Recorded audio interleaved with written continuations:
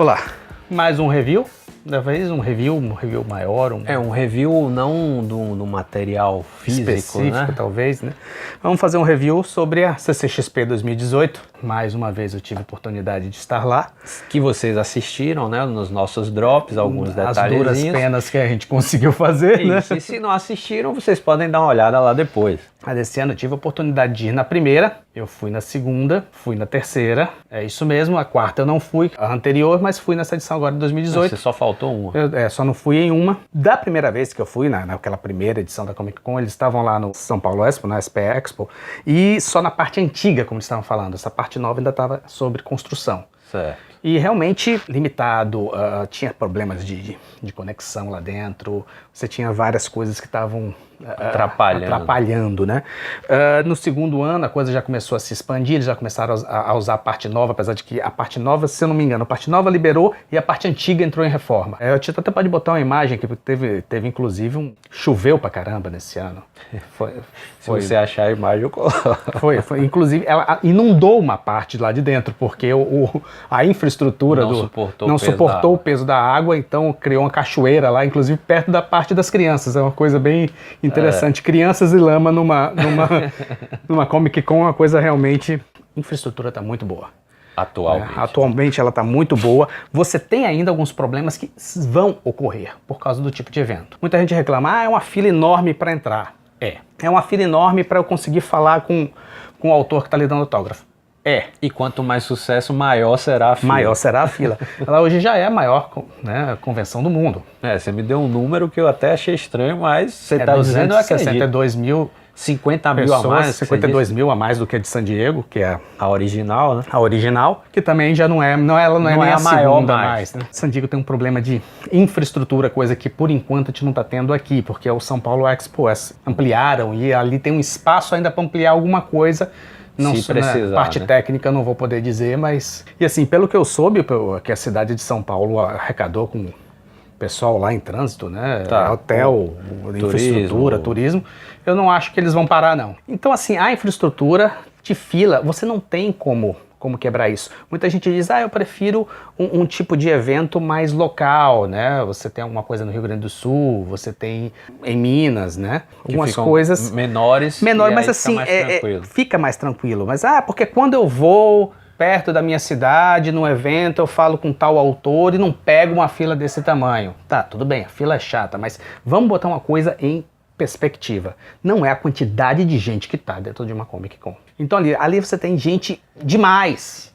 Certo. E assim, para bem ou para mal, e que é uma coisa positiva e negativa, a Comic Con ela abre um escopo.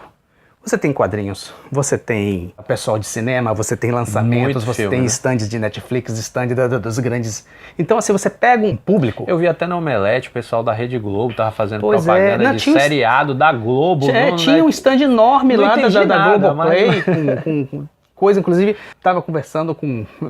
que foi um dos pontos, no primeiro dia, eu fui na quinta-feira, eu fui sozinho, e a fila para pegar o ônibus para voltar pro metrô estava enorme. Certo. E já era meio tarde, assim, eu falei, poxa, eu chegar lá eu vou andando, mas na volta, com tudo escuro, eu não sei como é que tá aqui não, para voltar. E tinha um pessoal na fila, a gente acaba conversando, né, e teve uma menina que falou, poxa, eu vim aqui na esperança de ver o Cauã Raymond. Eu vim aqui, procurei ali no stand da Globoplay, que eu acho que ele é exatamente o principal. Ele foi. E ele foi para lá.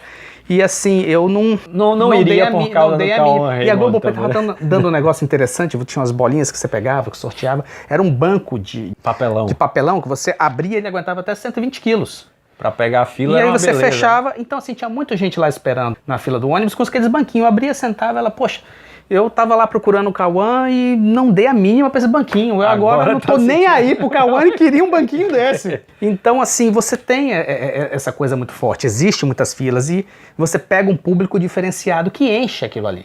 Então, quem tá ali, de repente, para falar com o ator tal, para ver uma coisa relacionada ao lançamento de um filme, que de repente conhece quadrinhos e que, poxa, esse cara eu gosto, vai entrar na fila para pegar autógrafo. Sim. Isso sem falar que deve ter gente também que faz isso com visão comercial, e tem gente como você que vai principalmente para isso. Eu já fui a 4 edições, nunca fui nos 4 dias. Né? Dessa vez eu fui em 2 dias, eu fui na quinta e fui no sábado. No sábado com meu filho, para meu filho, né, para passear. E assim, é uma coisa grande, com todas as vantagens e desvantagens de ser um evento tão grande. Algumas coisas eu questiono, que por exemplo, tal autor não está aqui no momento. Começa a se fazer uma fila na expectativa dele voltar. Eles não querem que a fila seja feita. Certo. Ah, não, disperse. Na hora que ele estiver aqui, vocês apareçam. Que vai começar a fila. Na hora que ele estiver aqui, que se aparecem, é que eu não consegui o autógrafo do Mark Waid no ano anterior, entendeu? Porque eu não pegava o cara e quando a fila se formava no...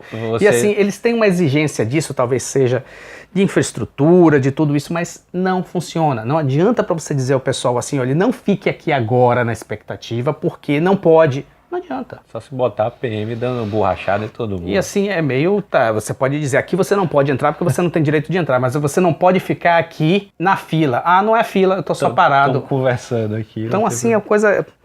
Eu acredito que tenha lá um problema e tem algumas coisas, né? Eu tava numa das filas e o pessoal da infraestrutura lá disse, a fila acabou aqui. O pessoal ficava a partir daquele ponto por conta e risco, né? Porque o cara só ia atender aquele ponto. Eles expulsavam as pessoas que queriam A menina queria expulsar a gente ali. Vocês não podem ficar aqui. E ele tava conversando com o pessoal, o cara até, mana, né? Aquela coisa, tu não pode pedir de eu ficar aqui. Simples assim, não pode, não tem base para isso. Você não tem base legal nenhuma para você dizer para não ficar aqui. Eu quero ficar aqui. Eu sei que eu não vou ser atendido, mas eu quero ficar aqui. A esperança é a última que morre. E assim, a gente conversando tudo, né? E eu ainda estava conversando com o pessoal, né? Batendo um papo, não sei o quê. Eu já tinha até... Não, beleza, vou pra outra coisa, volto aqui depois. E assim, aí veio uma outra, disse, olha, ele disse pra botar mais 15. Se você tivesse saído... Se a gente tivesse saído, a gente não teria estado lá. Tanto que a menina ficou extremamente sem graça de dizer que pode ficar aqui. O mínimo que ela, né? Na realidade, o mínimo não. O mínimo seria ela voltar e pedir desculpa a vocês que ela tratou dessa forma. Ela ficou sem graça, saiu pela tangente, o cara...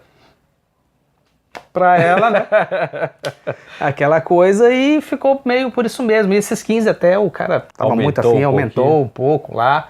Então, assim, essa parte dessa administração, e é difícil você administrar um autor, um artista, com as suas expectativas, com seu estilo, com sua, né? E o público, o fã. Agora deixa eu perguntar. Eu já ouvi uns comentários seus, principalmente naquele vídeo que a gente fala de bastante autógrafos, que você acho que é Dom Rosa e tal. Sim, Dom Rosa. A qualidade do fã melhorou? Porque aquelas histórias que você me contou, cada fã, o cara aparecia com a revista que não era nem da pessoa pra ele assinar. Eu não vi nada tão absurdamente horrível não, tá? Agora sim, o fã brasileiro, ele ainda tem uma versão completamente aceitável. Porque tem gente lá que cobra o autógrafo. Tá? Cobrança. Olha, eu cobro tanto pelo autógrafo.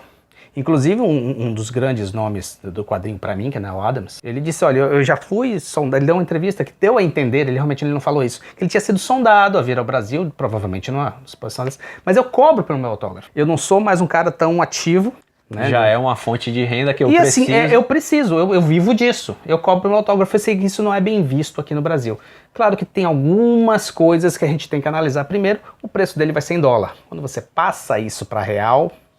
Fica salgado. Fica salgado. Não é uma realidade de você viver nos Estados Unidos. Nossa, né? Segundo, o cara cobra, inclusive, mas ele deixou claro o seguinte, se você chega lá e compra um print dele, aqueles pôsteres, você vai pagar o print, ele assina tranquilamente, e você tá com 1, 2 revistas, ele vai assinar sem te cobrar. Porque você consumiu um produto dele. Mas tinha gente esse ano lá, comprei um print, eu achei o print do cara fenomenal. Inclusive ele não tinha fila nenhuma pra falar com ele.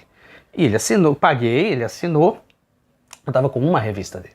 Eu entreguei, aí a pessoa que tava lá, é mais R$50 pra assinar. Aí assim, poxa, primeiro que R$50 é R$50. Segundo, eu já tinha ali o print, eu tinha comprado, tinha adquirido uma coisa dele. Não custava nada ele ter dado autógrafo na minha visão, mas não é a visão dele, eu vou entender perfeitamente o que eu disse. É o seguinte, não, beleza, eu vou ficar só com o print também, a revista volta, não vou... Não tem problema nenhum. Não tem problema nenhum. Mas isso cria um problema, e parece que ele estava cobrando na noite pra estreia R$40 e aumentou, e quem tava lá no que eu chamo de Spoiler Night, né, que é uma noite que você pode andar todos... Pra quem paga aquela entrada ultra exclusiva. E quem tem lá, né, uma facilidade, quem sabe um dia o Quadrilatas não seja convidado por uma dessa. Mas assim, disse que ele estava cobrando R$40, então assim, já criava uma coisa de, poxa... Provavelmente ele aumentou o preço porque as pessoas não estavam pagando. E assim, ele é um cara muito bom, excepcional. Mas ele não era o Neal Adams, tá? Então, assim, quem é na fila do peixe? Eu pagaria um autógrafo do Neal Adams. Né? Ele não tá com print nenhum, não sei o que, eu tô com uma coisa dele aqui, poxa, o Neal Adams eu pagaria autógrafo. Do mesmo jeito que eu pagaria de algumas pessoas que eu não vou conseguir o autógrafo mais, porque já partiram dessa para uma melhor, para andar de cima, né? Essa poxa, você nem pagando, você consegue. Pois é, não, só se você conseguir um autógrafo genérico. Então, assim, você cria uma coisa que é um problema, talvez, para ser administrado, mas eu não acho um grande problema, tá? Eu acho que cada artista sabe se deve cobrar ou se não deve cobrar. O interessante é que não cria o estresse no sentido nem do artista ficar fora do ambiente e não gostar mais, e nem também ele não tava esse equilíbrio que é o problema. Ele não estava com a cara de quem estava gostando, muito feliz, não. Tá? Ele tinha várias revistas americanas originais também, que ele estava vendendo cada revista por 40, 50 reais. O autógrafo sairia de graça.